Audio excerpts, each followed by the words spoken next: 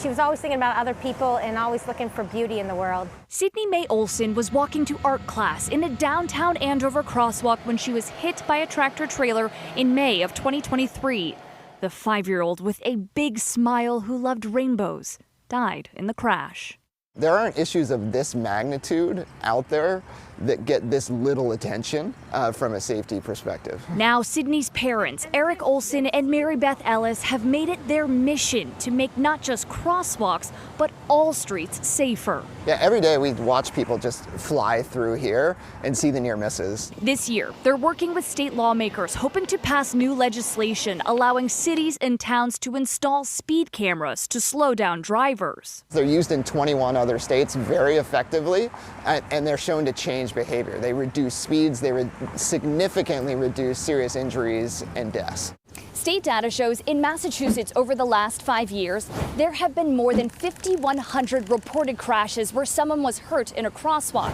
And some of those crashes are happening in the same crosswalks over and over.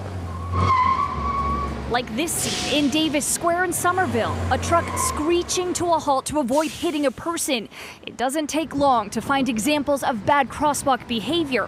One driver failing to stop as a person tries to cross. Another forcing a walker to run through the crosswalk. Some just stopping right in the middle of the painted lines, forcing people to weave through traffic. Our analysis found Boston's Mass and Cass is a hotspot for crosswalk collisions, but we found more than 30 crosswalks across the state where there have been 5 or more collisions involving vehicles and people since 2020.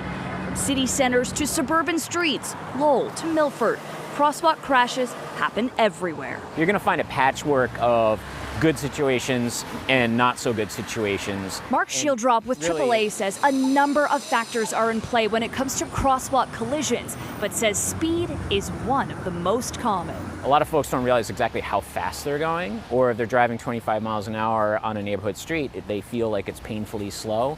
That just means that we've normalized driving too quickly. He says people not paying attention is an issue too. Just last month, a 5-year-old girl in Attleboro was nearly hit by an SUV when a driver blew through the crosswalk she and her dad were using. It takes everyone being involved. It's not just police monitoring the roads and ticketing people, or drivers doing the right thing, or improving the roadways. It's a combination of all of it that really needs to be done to really get ahead of the problem. Now some, like Cindy Olson's parents, are fighting for safer streets for everyone.